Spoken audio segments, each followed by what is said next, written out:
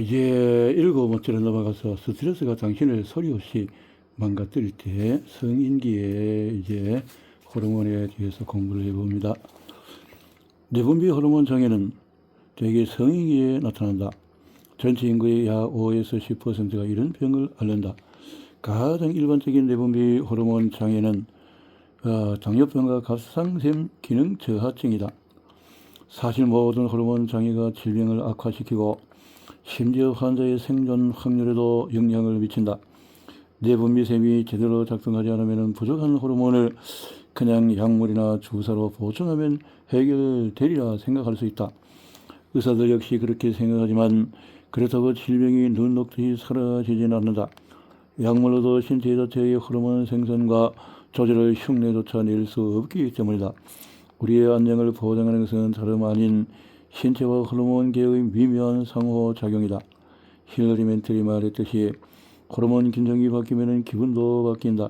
이제부터 가장 일반적인 호르몬 치료 피임약부터 시작을 해보자. 성인의 호르몬 장애에 관해서 살펴보자. 자, 우울하고 무력해요. 그런데 피임약의 탄생과 부작용에 대해서 나라는 2007년부터 2008년까지 샌디에이고 캘리포니아 대학에 있었고 그동안 주간에 5천 강연에 즐겨 참석했다. 거기에는 사업가 크레이커 밴드나 노벨상 수상자 파울 그리천 같은 유명 동문이 반바지와 슬리퍼 차림으로 와서 강의실을 가득 메운 호기심에 찬 다채로운 청중에게 자신의 인생 이야기를 들려주었다. 강연이 끝나면 누구든지 원하는 사람은 강연자와 커피를 마시며 대화를 나눌 수가 있었다. 어느 오천 강연에서 나는 1950년대 피임약 개발에 참여했던 미국 유명 과학자이자 작가인 칼 제라시의 이야기를 들었다. 훌륭한 자서전 이 남자의 피임약에서 그는 실험실에서 직접 인공 여성 호르몬을 생산해낸 과정을 상세하게 설명했다. 그런 한편으로 그는 아주 타당한 의문이 들었다고 한다. 어째서 남성용 피임약은 개발되지 않았을까? 피임약의 가장 흔한 부작용은 피로감이다. 이 때문에 수많은 가임기 여성이 무척 힘들어한다. 일본 같은 일부 국가에서는 1990년대 후반이 되어서야 비로소 의사들이 임신을 원치 않는 여성에게 피임약을 처방했다. 왜 그랬을까? 피임약이 없으면 성혁명도 없었을 것이다. 이것이 제라시의 주요 결론이었다. 그러나 1960년대 연구들을 보면 호르몬제를 자주 사용하는 여성은 나중에 난임을 겪는 것으로 나타났다. 이 발견은 매우 적절한 순간에 이루어졌는데 당시 부유한 서유럽의 인구 과잉을 경고하는 목소리가 있었고 다른 한편으로 페미니스트들이 여성의 임신 시기의 결정권을 요구하며 피임약 사용이 증가했다. 현대의 피임약에는 프로게스테론이 들어있고 때로는 에스트로겐이 함께 사용이 된다. 이 두 호르몬은 배란을 억제해서 정자세포가 있어도 수정될 수 없게 한다. 이것이 피임약의 가장 잘 알려진 효과이다. 그러나 생리혈이 너무 많거나 기본장애 혹은 일상생활을 심각하게 제한하는 통증성 월경전 증후군 같은 월경 문제 그리고 발견이 쉽지 않은 질환으로 자궁 내막 조직이 난소와 복강까지 퍼지는 자궁 내막증에도 이 알약을 쓸 수가 있다. 자궁 내막증은 심한 통증을 유발하고 비록 피임약으로 통증을 완화할 수 있더라도 질병을 치료하지 않는 한 통증은 계속 남아있다. 혈액응고 연구자이자 내과 의사이고 지금은 네이메헌 대학교 교수인 사스키아 미델도르프가 1995년에 경종을 울렸다. 특정 피임약을 복용하면 혈관에서 혈액이 응고하는 혈전증의 위험이 커지고 최악의 경우에 치명적인 결과로 이어질 수가 있었기 때문이다. 경종을 울린 결과 피임약을 향한 과도한 환호가 가라앉고 에스트로겐 함량이 높은 피임약 처방이 급격히 감소했다. 동시에 호르몬제의 다른 부작용에도 관심이 높아졌다. 피임약 복용자의 흔한 불만은 추가된 에스트로겐으로 인한 체중 증가와 성욕 상실이다. 피임약이 성욕을 감소시킬 것이라는 추측은 오래전부터 있었다. 그것은 아마도 장기간에 걸쳐서 호르몬이 추가로 투여되면 신체는 자체 성호르몬 생산을 점점 더 억제하고 프로게스테론과 에스트로겐 수치가 부자연스럽게 계속 높은 수준을 유지하여 안드로겐 수치가 상대적으로 낮아지기 때문일 것이다. 이것은 긍정적이든 부정적이든 신체에 강한 영향을 미칠 수 있다. 피임약이 전 세계적으로 널리 사용되면서 이런 효과가 점점 더 명확해지고 있다. 이론적으로 보면 프로게스테론이 함유된 피임약은 피로와 감정 기복도 유발할 수가 있다. 피임약을 복용하는 대다수 여성에게 이런 부작용이 나타나는 것은 아니지만 그럼에도 일부는 그런 부작용으로 힘들어하고 결국 피임약 복용을 중단하기도 한다.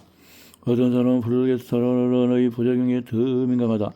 최근에 덴마크의 대규모 연구에서 여성 호르몬에 따른 우울감 증가를 면밀하게 조사했는데 호르몬 피임약을 복용한 여성 약 50만 명을 8년 동안 추적 조사했는데 특별히 자살 위험을 조사해서 피임자들과 호르몬제를 복용한 적이 없는 여성들을 비교했다.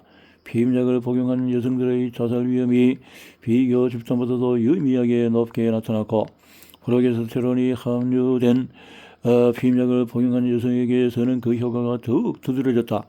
일부 여성은 이 호르몬에 특히 민감했다. 그러므로 의사들은 특정 피임약을 처방할 때 위험 요인을 반드시 고려해야 한다.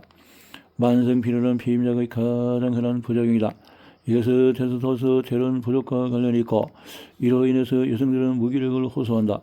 피임약의 이 호르몬이 난소의 자극을 억제하기 때문에 난소에 생산되는 소량의 테스토스테론마저도 감소하게 된다. 테스토스테론 수치의 전하가 필요할 때도 있는데 예를 들어서 여드름 때문에 피임약을 복용할 경우가 그렇다. 그리고 피임약 복용을 중단하더라도 테스토스테론의 자체 생산이 곧바로 다시 시작되는 것이 아니므로 몇 달 동안 계속 피곤함을 느낄 수가 있다. 다행스럽게도 3개월용 피임 주사나 잘 알려진 루프 피임법 같은 다른 형태의 피임법도 있다. 이런 피임법은 안전하게 임신을 예방하면서도 부작용이 훨씬 적다. 그리고 마지막으로 소소하지만 유익한 부작용이 하나 더 있다. 여성들은 기억력이 꽤 정확한 것으로 잘 알려져 있다. 여성은 남성보다도 좀 더 섬세한 것들을 훨씬 더 잘 기억하는 편이다. 그런데 연구 결과에 따르면 피임약 복용이 이런 특성에 영향을 미친다고 한다. 한 실험에서 피임약을 복용한 여성과 복용하지 않은 여성에게 영화를 보여주고 일주일 뒤에 무엇이 기억나는지 물었다. 원리경주기가 정상적인 여성은 감성적인 요소들을 매우 상세하게 기억했지만 피임약을 복용한 여성은 남성들이 보통 하듯이 전반적인 행위를 요하는 데 더 능숙했다. 그러므로 여성은 호르몬이 자연스러운 균형을 이룰 때에 감성적인 세부 사항을 더 잘 기억하고 피임약을 복용할 때 사건의 핵심에 더 주의를 기울인다고 추론할 수가 있다.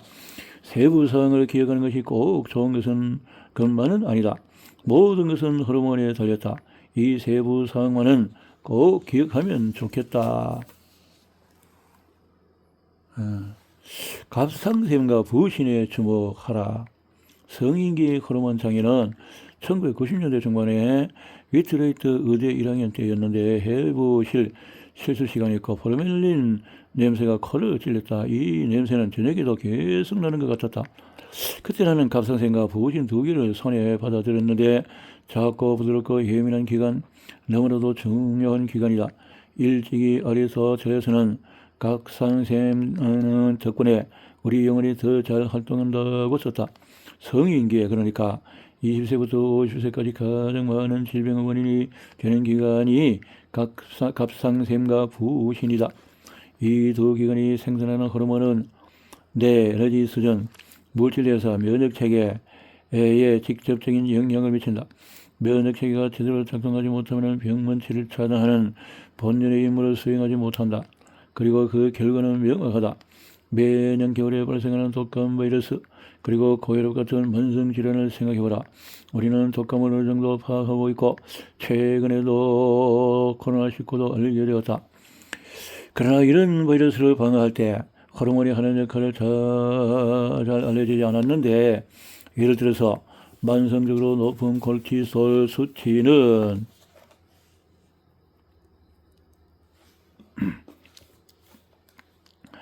우리를 바이러스 감염에 더 취약하게 하고 다른 사람으로부터 더 쉽게 전염되게 한다. 그리고 날마다 다양한 호르몬 물질이 함께 작용하여 혈압을 조절하고 실신을 방지한다. 그러므로 호르몬은 무대 뒤에서 우리의 생존에 꼭 필요한 일을 한다. 이런 호르몬 체계가 균형을 잃었을 때 비로소 뭔가 잘못되었음을 알아차리는 경우가 많다. 질병으로 이어지는 증상이 서서히 나타나기 때문이다. 신체적인 증상에서 정신적인 증상까지 경증에서 위독한 증상까지 병증은 매우 다양할 수 있다.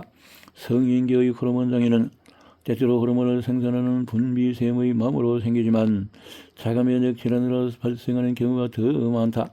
자가면역 질환에서는 면역체계가 호르몬 분비샘의 세세포를 공격하고 파괴한다. 예를 들어 갑상샘 기능 저하증이면 신체는 갑상샘을 공격하고 흉터를 남기는 항체를 생산한다. 그 결과로 갑상샘의 기능은 더 느려지고 그러면 인공 갑상샘 호르몬을 알약 형태로 보충해야 하는 경우가 많다. 기본적으로 의사들은 호르몬 분비샘의 기능 장애를 조기에 발견하는 방법을 아직 잘 모른다. 질병이 나타날 때쯤에는 이미 너무 늦은 경우가 많다. 그러므로 어떤 환자들은 평생 약물 치료를 받아야 한다.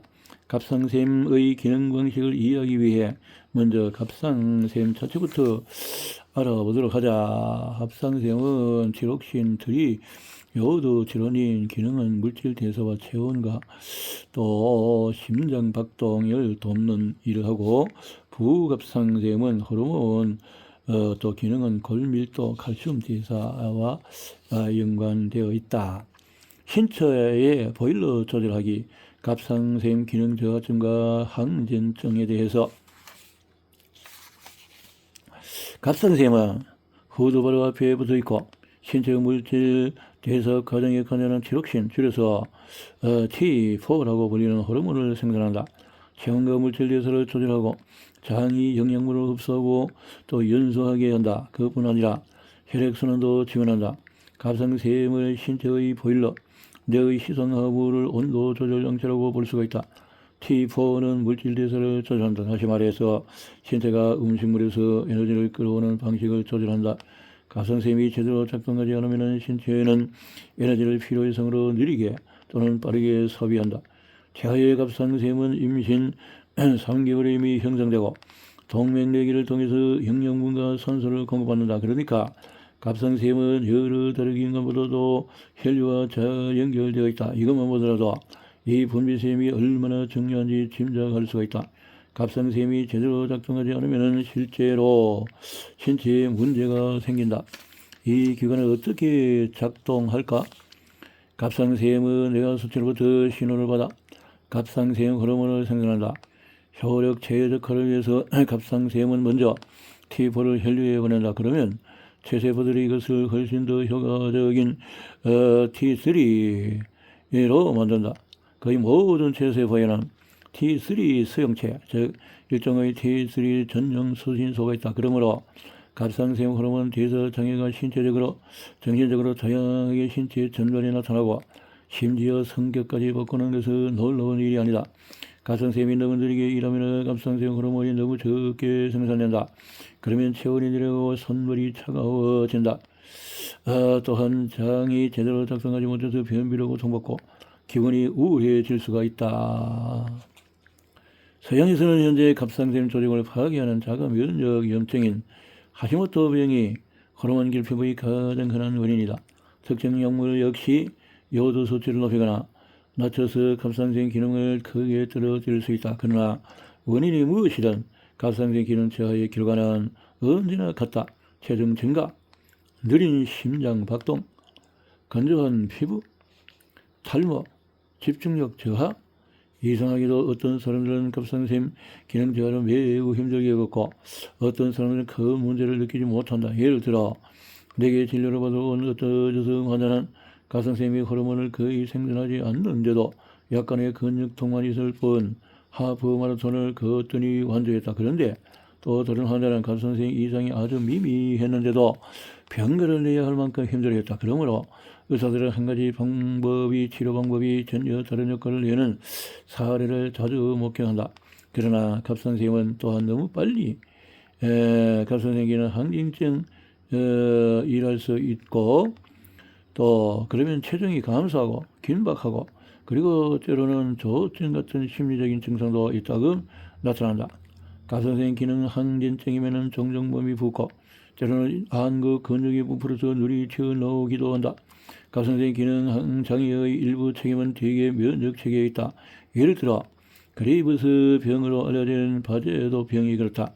미술의 조예가 깊은 사람들은 안드레아 만테냐의 잠든 아기를 안고 있는 마리아 또는 카라바조 노사리오의 성모에서 갑상샘이 너무 빠르거나 너무 느리게 일하여서 목이 유난히 부어오른 것을 알아볼 수 있을 것이다.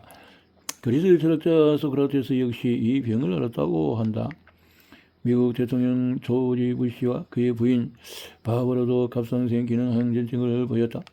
그들의 반려견마다 비슷한 증상을 보이자 CIA는 대통령 주변 사람들의 요소 수치를 측량하기 시작했고 미국 정부는 그 결과를 비밀로 했지만 이 질병이 부시의 심리 상태에 영향을 미쳤고 더 나아가 대통령으로서 내리는 정치적인 결정에도 영향을 미쳤다는 증거가 있다. 참모들의 강력한 반대에도 불구하고 그는 1991년에 이라크 전쟁을 강행했다. 그의 측근들 역시 그의 행동을 이상하게 여겼다. 적극적인 치료 후에 그의 갑상선 기능뿐만 아니라 전쟁 의지도 누그러졌다. 미군은 조기에 철수했고 어쩌면은 그래서 지칠대로 지친 대통령은 재선에 실패했을 수도 있다.